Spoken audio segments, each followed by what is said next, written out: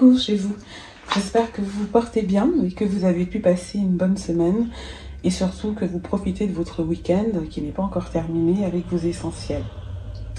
Alors, je reviens avec une recette, cette fois-ci de boisson. C'est du jus de bissap, mais aux saveurs d'automne. Je me présente vite fait, donc je m'appelle Marthe, je suis maman de 7 enfants et pour une présentation beaucoup plus détaillée, n'hésitez pas à aller sur la playlist qui est consacrée au foyer chrétien ou même sur des playlists où il y a des vlogs, etc. Donc vraiment flânez sur la chaîne la Mata Douceur TV, vous pourrez me voir et bénéficier donc de présentations plus détaillées. Quand ce sont des recettes comme ça, ou des suggestions de goûter, de gâteaux, etc., je ne me montre pas parce que je vois pas l'intérêt. Le gros plan est vraiment fait sur la recette que je propose.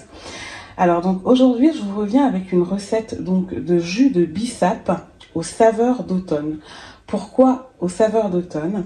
Parce que je l'ai un petit peu fait à l'instar d'un vin chaud, si ce n'est donc que j'ai utilisé une peau d'ananas, comme je le fais pour mon bissap, voilà, en été ou au printemps. Donc une peau d'ananas, un ananas entier, voilà, et quelques morceaux d'ananas. Voilà. Et en plus, donc, je mets bien sûr du bissap. Alors pour, comment vous dire, pour 3 poignées, je prends vraiment des grosses poignées de bissap, comme ça, je vous le remontre. Le bissap est aussi appelé foléré au Cameroun, et ce sont des fleurs d'hibiscus. Voilà. Donc, je prends 3 grosses poignées comme ça, de ces fleurs séchées, que je mets, donc, alors pour 3 grosses poignées, il faut compter 3 litres et demi d'eau. C'est largement suffisant. Voilà. Donc, la peau d'un ananas entier, c'est important qu'il soit entier l'ananas, pas trop gros. Là, moi, j'en ai eu un, grâce à mes sœurs en Christ, qui m'avaient rapporté une corbeille de fruits. Il y avait un ananas dedans, donc je m'en sers. Et ce que je rajoute donc, contrairement à mon bissap printanier ou estival, je rajoute de l'anis étoilé comme ça. Donc pour cette quantité-là, et il y a 3 litres et demi d'eau, je vous le rappelle, je mets 2 étoiles comme ça, c'est largement suffisant. Sinon au niveau du goût, si vous voulez, il faut vraiment faire attention de bien doser de manière à ce qu'on ressente quand même le goût acidulé du bissap et qu'il ne soit pas noyé dans plein d'épices. Ça sert absolument à rien. Mais là, c'était vraiment pour donner une petite touche originale et automnale surtout. Donc voilà, donc je rajoute ça un petit peu comme on le ferait pour un vin chaud, tout simplement, et je rajoute également quelques clous de girofle. Donc j'en ai mis là, mais bon, on ne les voit pas. Donc voilà, quelques clous de girofle, pas beaucoup. Si vous en mettez pour cette quantité-là, vous pouvez en mettre 8, maximum 10, pas plus. Donc voilà, et voilà, je fais bouillir. Alors pendant un quart d'heure, pas plus non plus, de manière à ce que il y ait quand même encore les nutriments du bissap, tout simplement. Là, c'est vraiment pour que ça prenne aussi le goût de l'ananas qui adoucit justement cette partie acidulée, tout simplement. Et au bout d'un quart d'heure, je laisse un petit peu, tiédir, on va dire, et je filtre. Vous passez dans un chinois, il faut bien filtrer parce qu'il y a des impuretés. Donc, une fois que c'est filtré, vous voyez, je le mets dans un récipient comme ça, voilà. Et donc pour les enfants, je sucre avec du sucre vanillé maison. Alors je vous mettrai le lien en barre d'infos parce qu'il y a la recette sur ondouceurmaison.com. Sinon vous allez sur ondouceurmaison.com tout simplement, vous tapez sucre vanillé maison, vous verrez comment je fais mon sucre vanillé maison. Donc je sucre avec un petit peu de sucre vanillé maison, ça c'est vraiment au goût. Et je préfère, moi, plutôt que du sucre blanc, utiliser du sucre de canne, qui est meilleur pour la santé. Alors, je peux vous dire que mes enfants sont habitués. Je ne le sucre pas beaucoup, le bissap.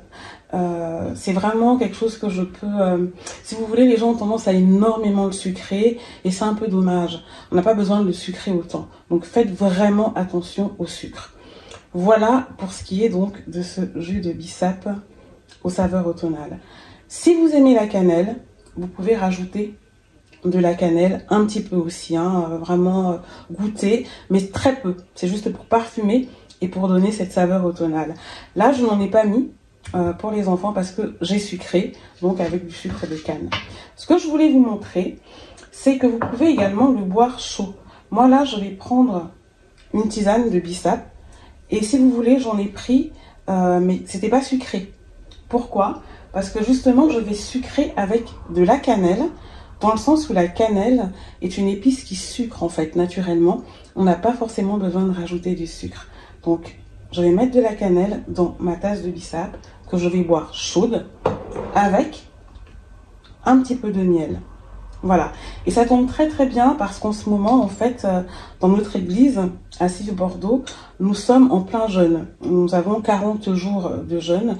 On a commencé le 22 novembre. On va aller jusqu'au 31 décembre. Et notre pasteur principal, le pasteur Sosten Mabwadi, nous a demandé dans ses instructions d'éliminer le sucre. Voilà, l'alcool, etc. Oui, mais le sucre aussi. Et moi, je peux vous dire que je suis quelqu'un, c'est l'un de mes défauts, on peut dire ça comme ça. J'aime beaucoup le sucre. J'aime beaucoup le sucre et je sais que ça m'a vraiment touchée quand il a demandé d'éliminer le sucre, les sucreries, parce que c'est vraiment des petites choses que j'aime. Alors de toute façon, en général, quand je jeûne, tout ce qui est sucrerie, tous les plaisirs sucrés, là, je les élimine. Mais là, même des boissons. Donc, c'est une idée. Si vous voulez faire des tisanes de bissap comme ça, vous faites exactement comme j'ai fait là, aux saveurs automnales.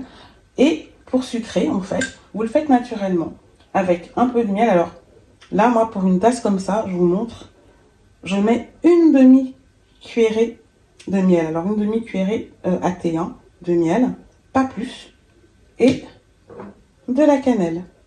Bien chaud et le tour est joué. Et c'est ce que je vais boire là, et ça me fait ma tisane de l'après-midi. Donc voilà pour la petite idée que je voulais vous partager aujourd'hui.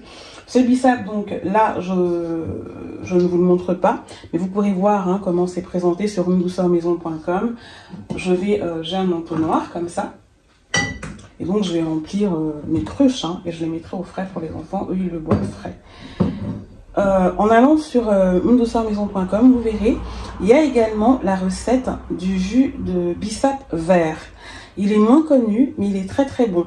Alors, je ne voulais pas proposer parce qu'en fait, je trouve qu'avec l'ananas et l'anis étoilé et tout, ça ne donne pas... c'est pas aussi bon.